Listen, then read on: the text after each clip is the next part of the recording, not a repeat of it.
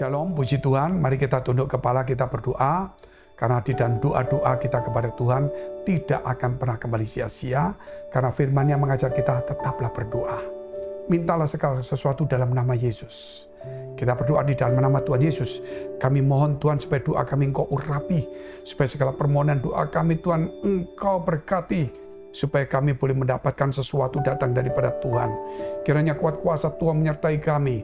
Sehingga Tuhan tidak apa yang menjadi keinginan kami, pergumulan kami, permasalahan kami, persoalan kami, Tuhan turut campur dalam kehidupan kami. Biar setiap doa kami Tuhan boleh ada di hadirat Tuhan dan Engkau menjawabnya. Supaya setiap kami mengalami kelegaan.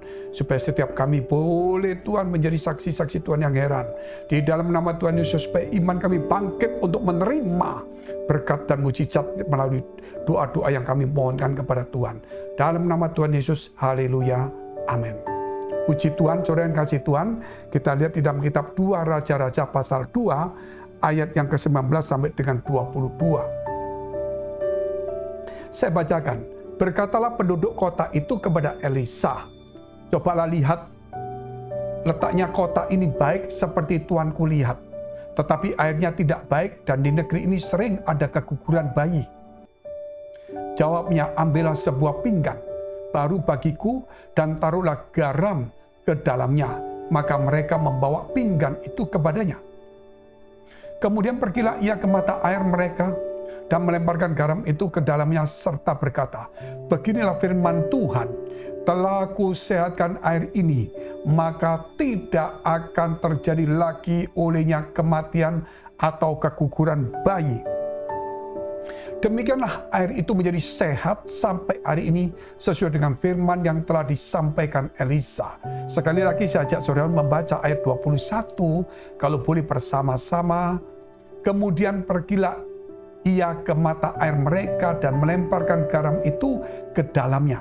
Serta berkata, beginilah firman Tuhan, telah kusehatkan air ini, maka tidak akan terjadi lagi olehnya kematian atau keguguran bayi. Kalau kita melihat apa yang ditakutkan oleh manusia saat ini, yaitu kematian. Apa yang ditakutkan manusia saat ini adalah sakit penyakit yang membawa kematian. Apa yang ditakutkan manusia saat ini adalah tidak ada pekerjaan, atau juga kalau kita bilang itu tentang tidak mempunyai apa-apa, bahkan tidak bisa makan.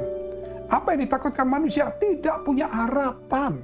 Oleh karena itu firman Tuhan berkata, sebagaimana yang dikatakan oleh Elisa, telah kusehatkan air ini, supaya tidak ada lagi keguguran, tidak ada lagi kematian. Firman Tuhan, saudara, dia bukan bicara tentang garamnya, itu hanya sarana.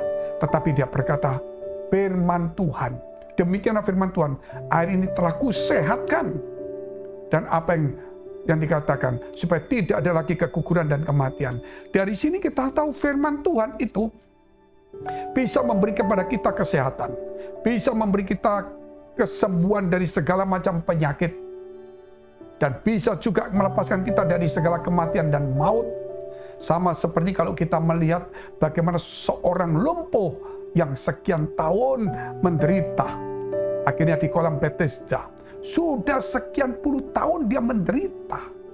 Dan apa yang terjadi? Maka Tuhan berkata, maukah kamu sembuh? Dia menanti kolam itu digoncangkan oleh malaikat. Namun setiap kali kolam itu digoncangkan, dia tidak mendapat kesempatan. Tetapi Tuhan berkata, maukah kamu sembuh? Maka saat itu Tuhan berkata, bangkitlah. Firman Tuhan yang mengatakan, apa yang nggak mungkin bisa menjadi mungkin.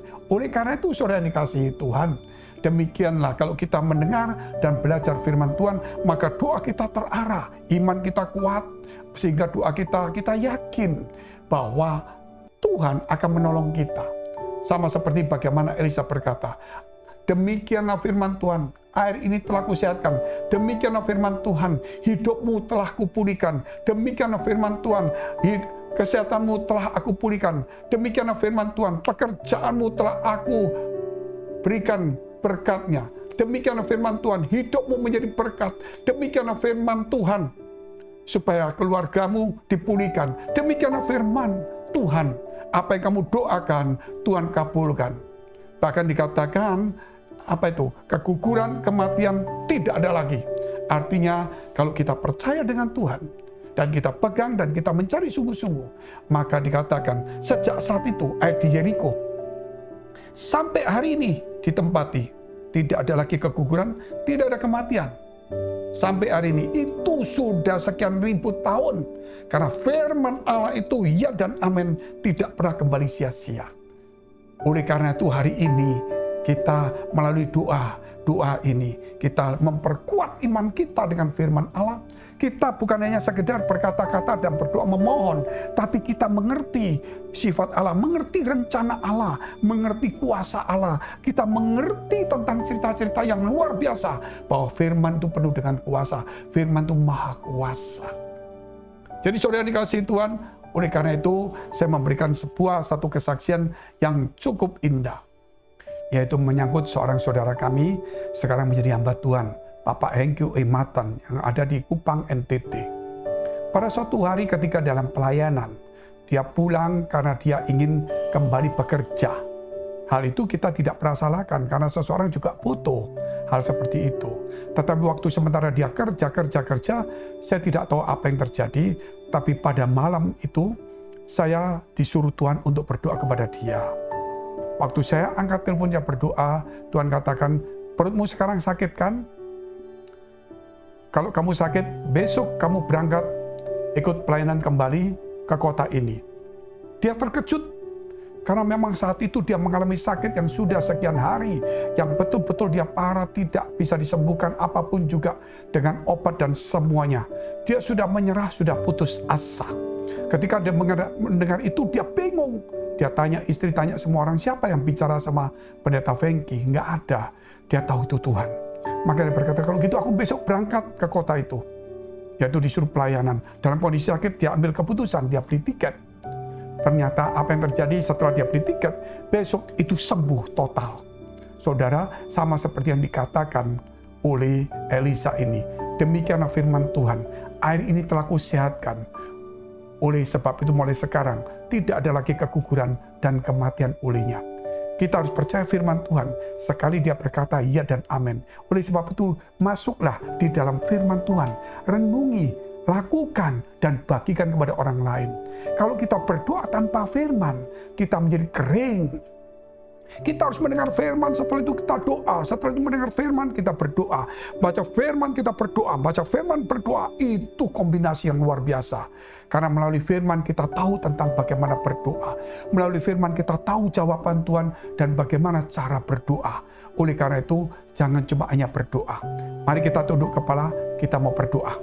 Bapa kami yang ada dalam surga, kami mengucap syukur, kami berdoa untuk setiap saudara kami yang sakit, punya masalah, persoalan, tantangan.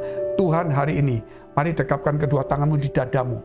Kalau engkau mengalami tantangan, kesulitan, pergumulan, masa depan, pengharapan, dan kesusahan.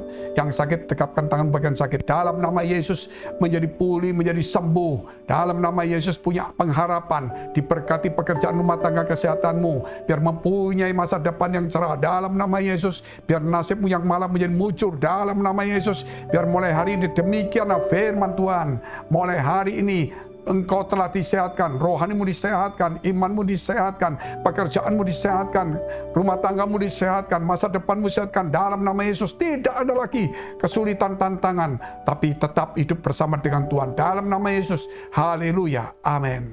Puji Tuhan. Saudara, kita akan masuk nanti ke program-program selanjutnya di dalam doa-doa. Jika saudara membutuhkan, yaitu doa-doa dan konseling, silakan hubungi nomor-nomor yang tertera. Sampai jumpa, Tuhan Yesus memberkati. God bless.